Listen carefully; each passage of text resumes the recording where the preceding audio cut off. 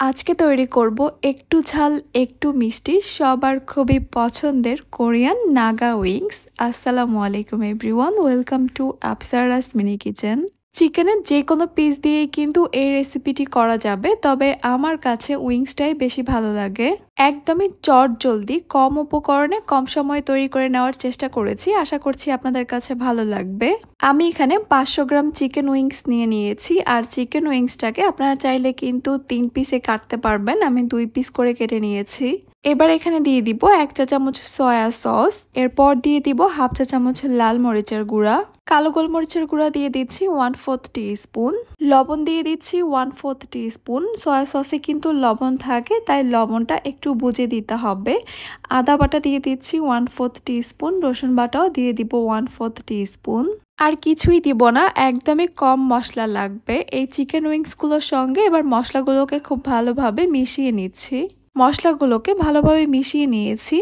আপনারা চাইলে কিন্তু মশলা মাখানো এই চিকেন উইংসগুলোকে 10 মিনিটের জন্য এভাবেই রেস্টে রেখে দিতে পারেন। এবার কোটিংয়ের জন্য আমি কিছু শুকনো উপকরণ একসঙ্গে মিশিয়ে নিব। প্রথমে নিয়ে নিচ্ছি 1 কাপ ময়দা, এরপর এখানে দিয়ে দিচ্ছি 1/4 কাপ কর্নফ্লাওয়ার, আদা গুঁড়া দিয়ে দিব হাফ চা চামচ, রসুন গুঁড়া দিয়ে দিব হাফ চা চামচ।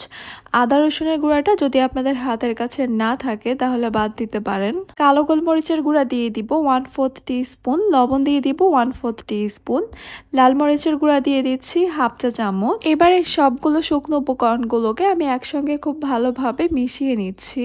সবগুলো মশলা যেন ময়দার সঙ্গে খুব ভালোভাবে মিশে যায়, তাই একটু সময় নিয়ে ভালোভাবে মিশিয়ে নিতে হবে ময়দাগুলোকে। সবগুলো শুকনো উপকরণ ভালোভাবে মিশিয়ে নেওয়ার পর এবার আমি চিকেন উইংসগুলো এখানে নিয়ে নিচ্ছি।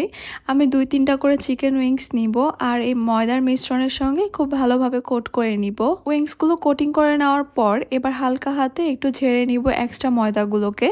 কোটিংটা যত ভালো হবে চিকেন উইংসগুলো খেতে ততই ক্রিস্পি হবে, তাই এই কোটিংটা একটু সময় নিয়ে ভালোভাবে করে নেওয়ার চেষ্টা করবেন। সবগুলো চিকেন উইংস আমি এভাবে কোটিং করে নিয়েছি। এবার আমি এগুলোকে ফ্রাই করতে চলে যাব। তেলটা খুব ভালোভাবে যখন গরম হয়ে যাবে তখন আমি একটা একটা করে চিকেন উইংসগুলো দিয়ে দিব এখানে। চুলার হিটটাকে হাই মিডিয়ামের মাঝামাঝি রেখে এগুলোকে ক্রিস্পি করে ভেজে নিতে হবে।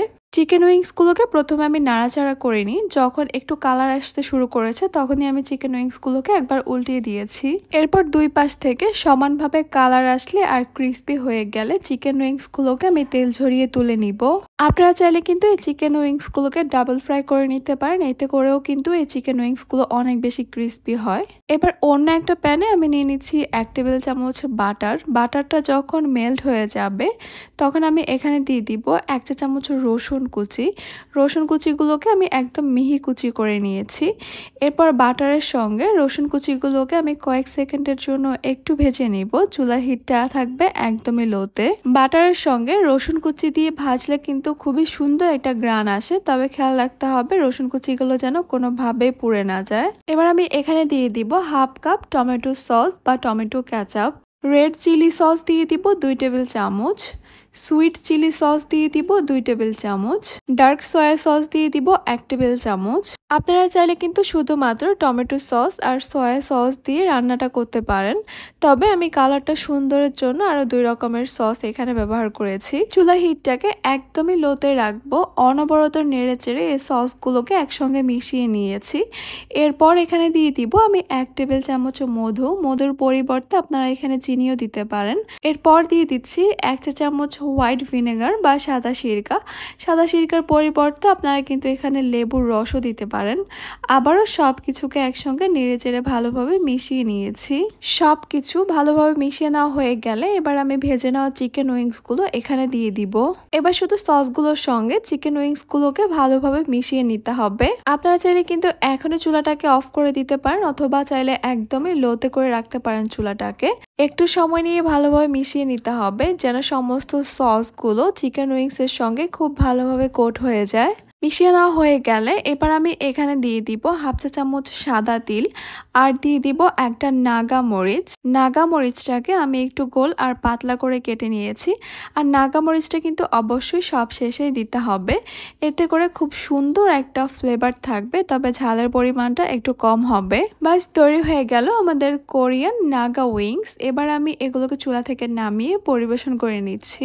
আমার মনে হয় আপনারা দেখেই বুঝে গেছেন এই কোরিয়ান নাগা উইংসটা খেতে কতটা মজা হয়েছে। আসলেই কিন্তু এই নাগা উইংসটা খেতে অনেক বেশি মজা হয়েছে। একটু ঝাল, একটু মিষ্টি, উপরে ক্রিস্পি আর ভিতরে হয়েছে অনেক বেশি জুসি। বানাতে সময় লাগবে একদমই কম আর অনেক বেশি সহজ। তাহলে আর দেরি কেন, আজকেই বাসায় একবার ট্রাই করে ফেলেন। তাহলে আজকে এই পর্যন্তই। সবাই অনেক বেশি ভালো থাকবেন, সুস্থ থাকবেন। আল্লাহ হাফেজ।